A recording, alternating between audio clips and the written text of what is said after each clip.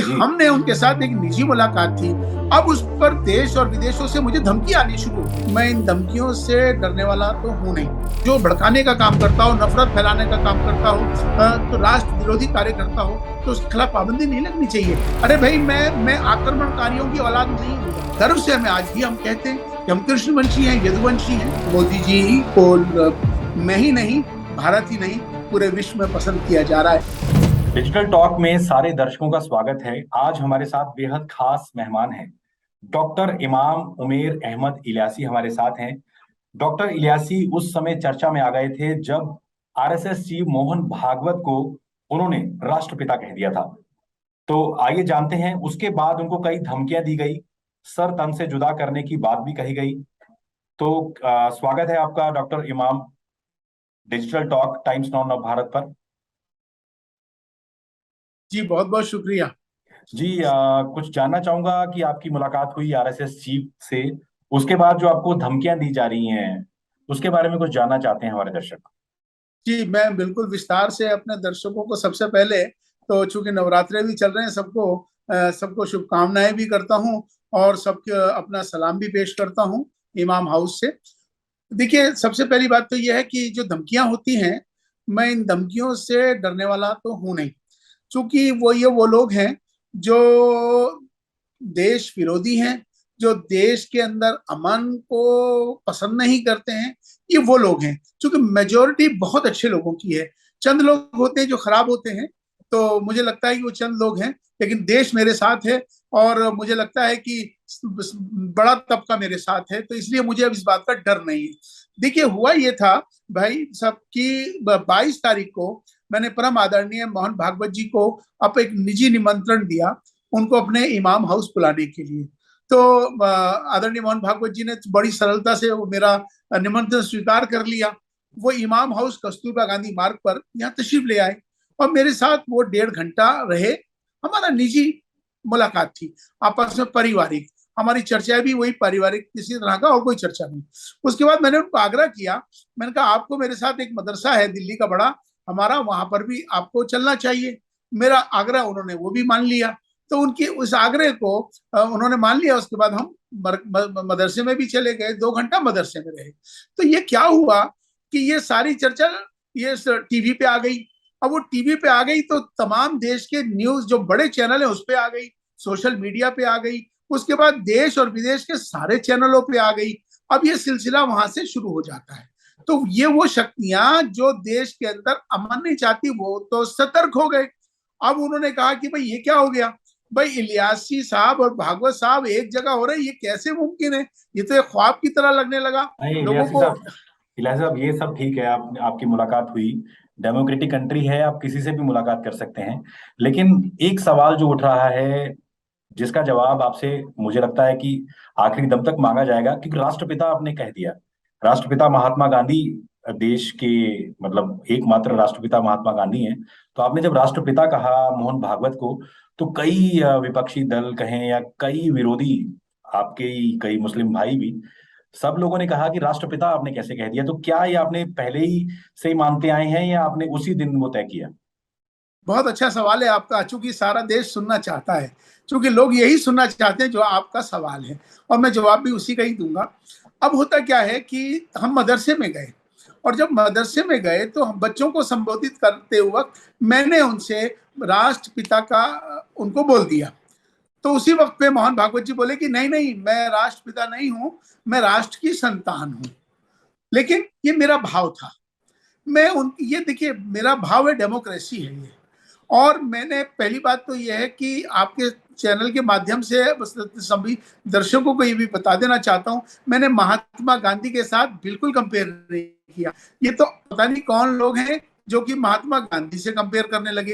देखिए, राष्ट्रपिता का से मेरा मुराद क्या था, मेरा जहन क्या था, ये बहुत अच्छी बात आपने कही है और उसका जवाब दूंगा।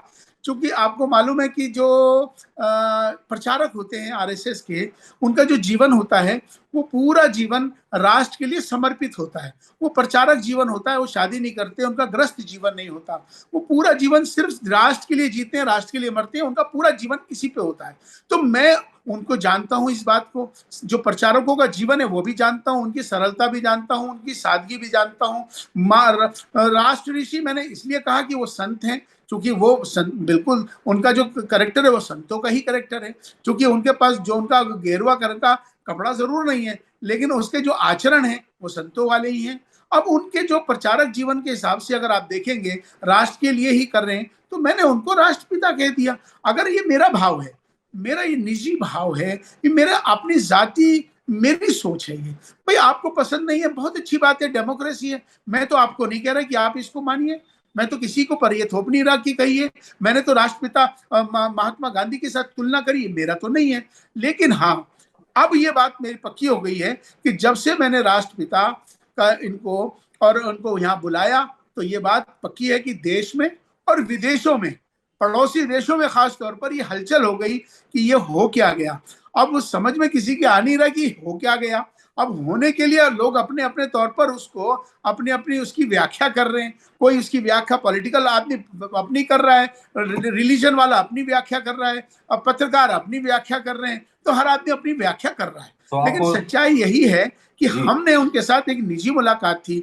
अब उस पर देश और विदेशों से मुझे धमकी आनी शुरू हो गई, और इतनी धमकी आनी 22 तारीख से शुरू हुई, और आज तक मेरे टेलीफोन के ऊपर मुझे धमकी आनी शुरू हो गई। मेरे सोशल मीडिया को आप देखेंगे, ट्विटर वगैरह पे मेरे खिलाफ कितना ट्रोल किया जा रहा है, बाइकॉट इलियासी, बाइकॉट इमाम। देखिए, अब मेरे पास जो थ्रेड्स की कॉल भी आ रही हैं, उनकी बुनियादी बात, एक सवाल है कि उनका कहना है कि आपने बुलाया क्यों, दूसरा सवाल है कि उनको आपने राष्ट्रपिता बोला क्यों।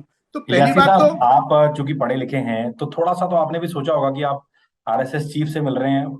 आरएसएस चीफ से आपको पता है कि कई संगठन, मुस्लिम संगठनों को थोड़ी सी दिक्कत महसूस होती है, क्योंकि आरएसएस की तुलना वो लोग पीएफआई से कर देते हैं कि पीएफआई पर बैन लगा तो आरएसएस पे भी लगना चाहिए। सवाल अगला मेरा यही है कि आपसे मुलाकात हुई उसके कुछ दिनों बाद आपको क्या अंदेशा था कि पीएफआई पर बैन लगेगा?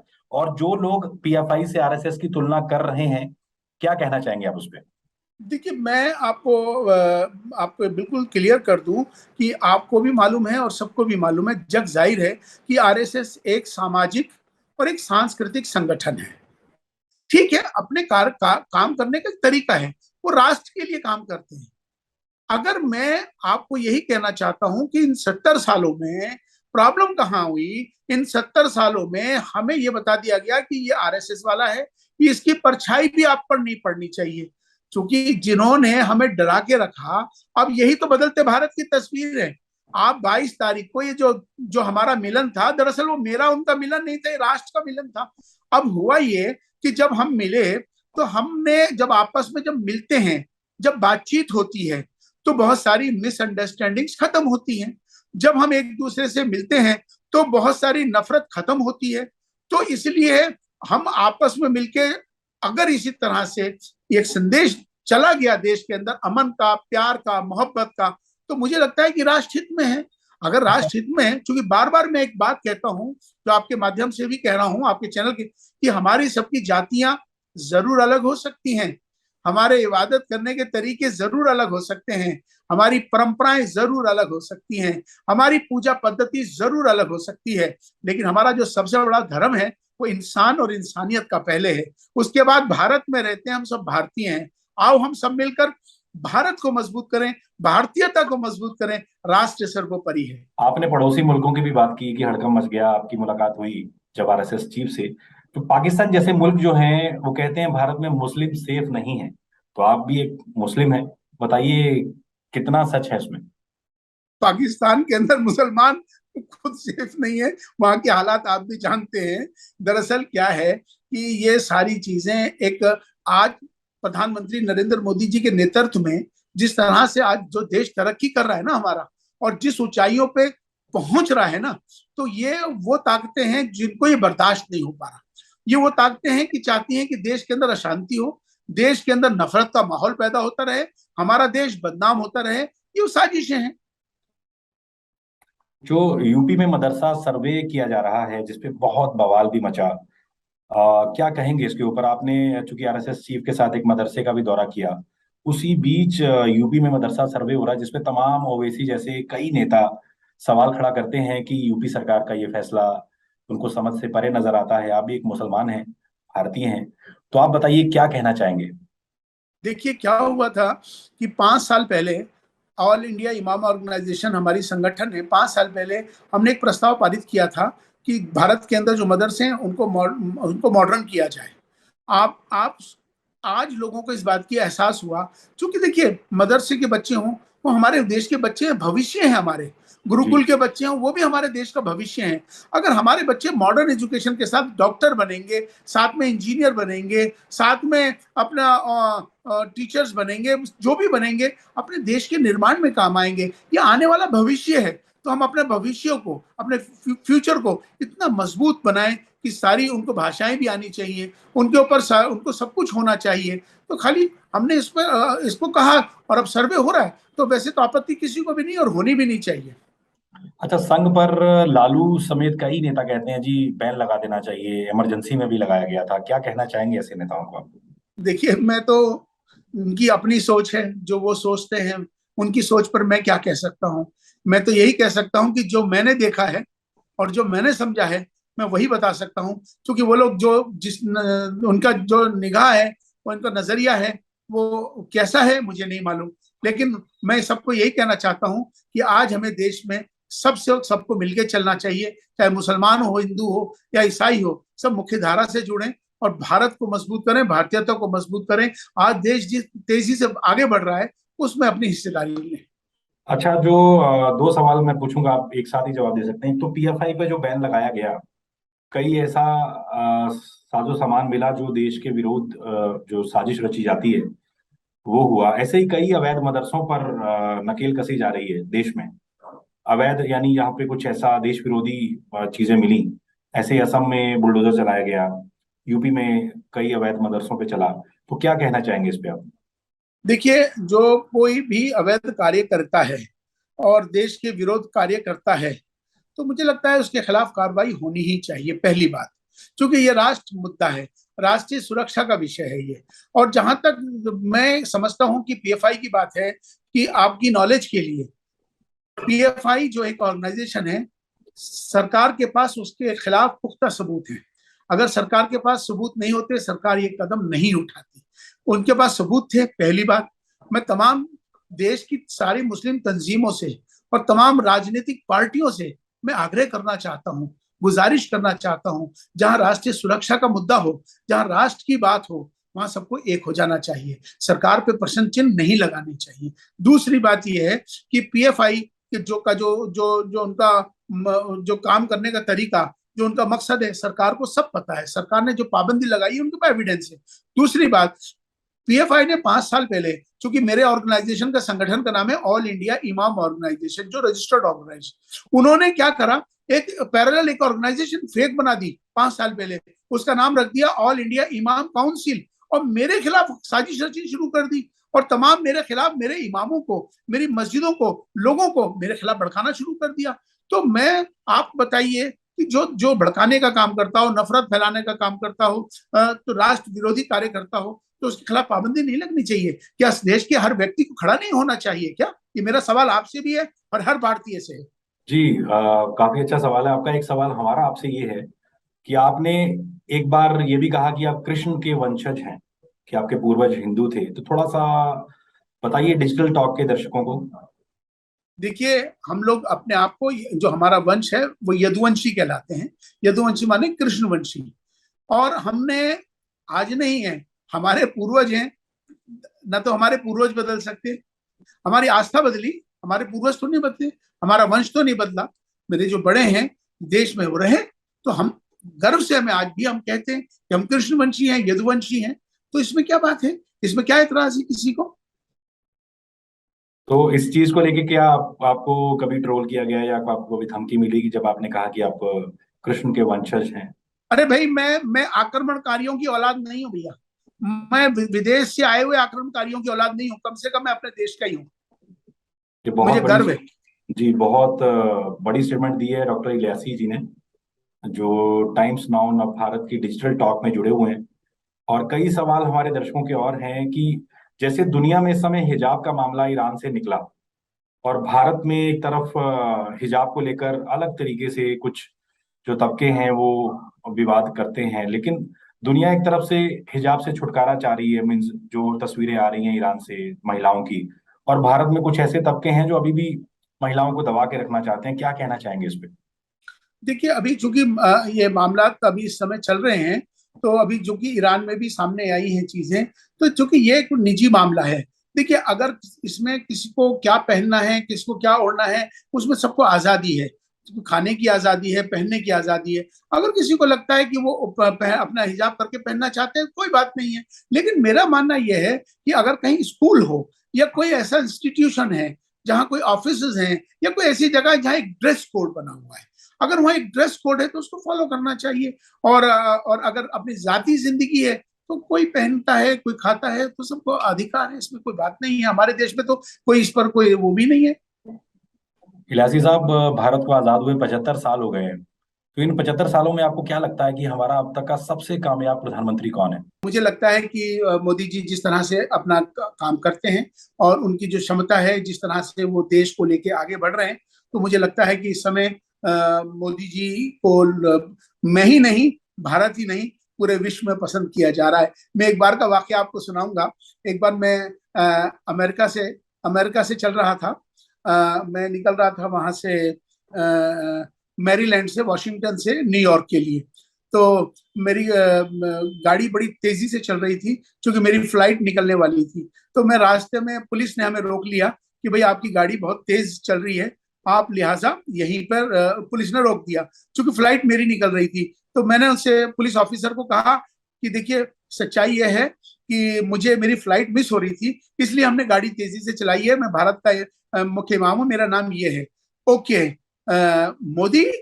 मैंने कहा यस। कहता ओके गो।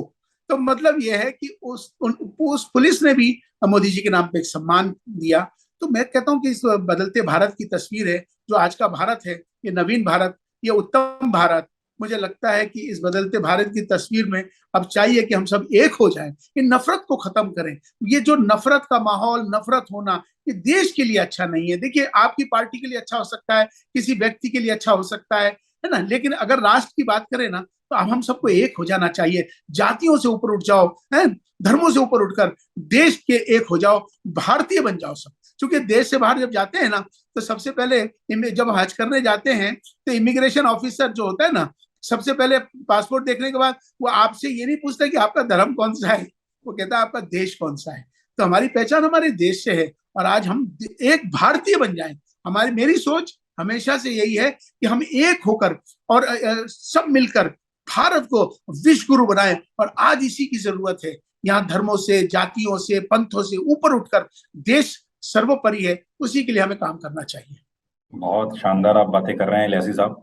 मुझे लगता है कि जो तमाम ऐसे मुल्क हैं जिनको ये लगता है कि भारत में मुसलमान सेफ नहीं है, उनको डॉक्टर इमाम अहमद इलियासी साहब की ये तमाम बातें सुननी चाहिए।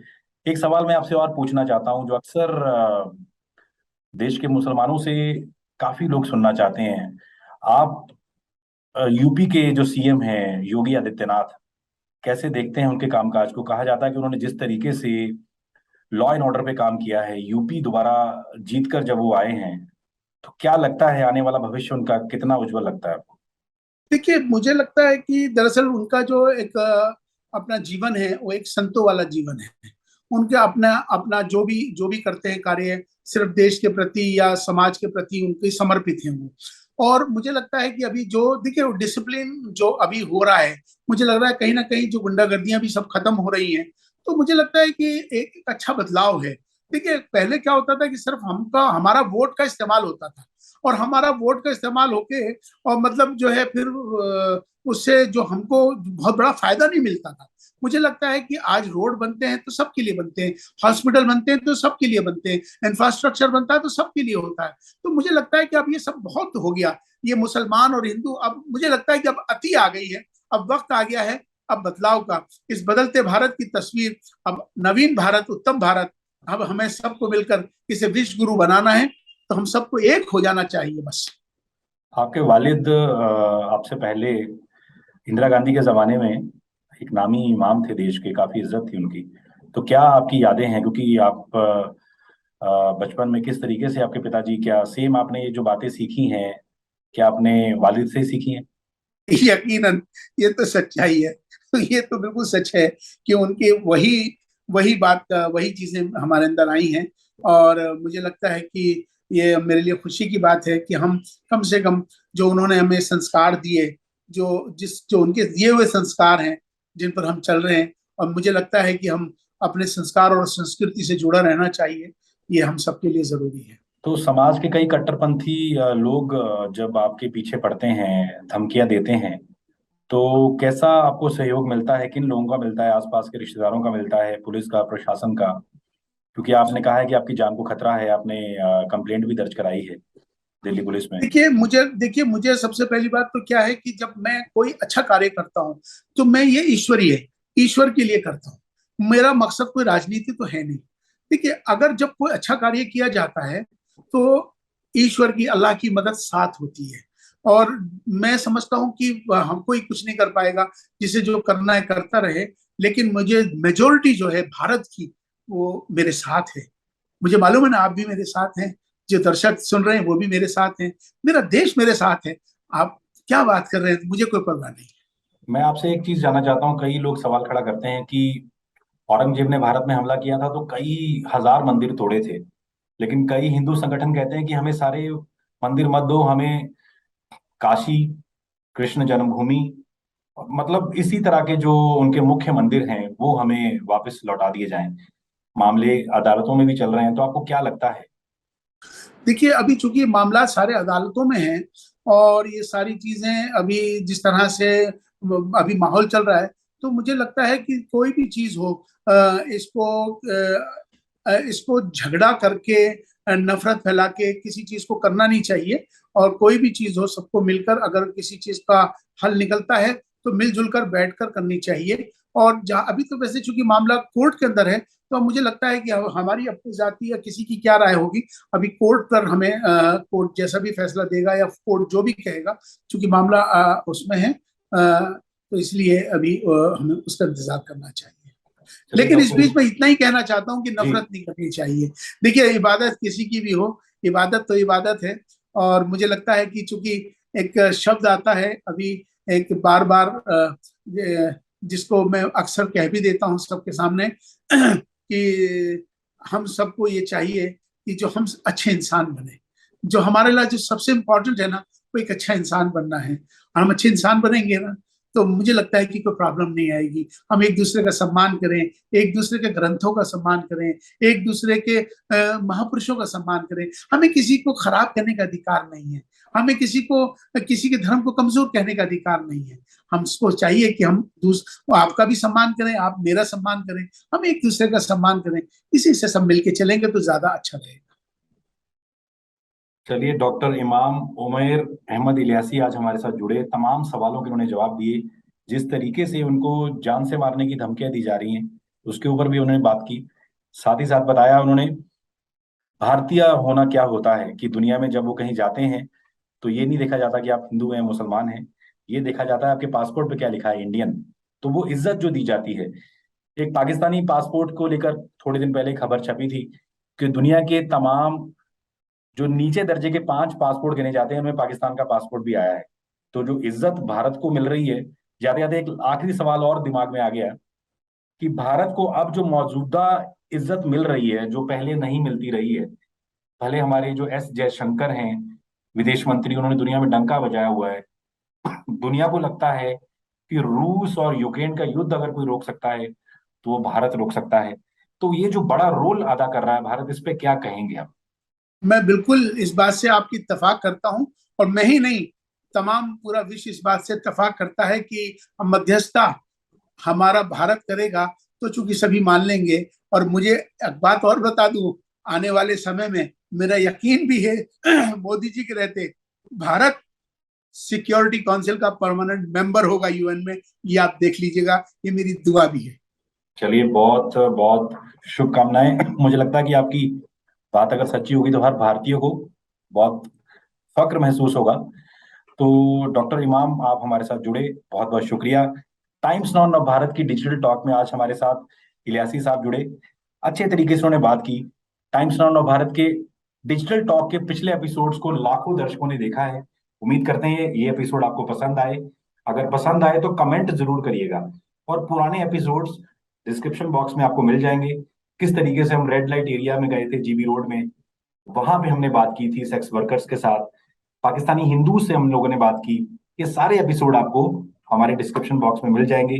तारिक फतेह साहब से भी हम लोग बात कर चुके हैं, बड़ा अच्छा दिलचस्प एपिसोड था, वो भी आपको मिल जाएगा डिजिटल टॉक की प्लेलिस्ट में। बहुत बहुत शुक्रिया इलासी साहब।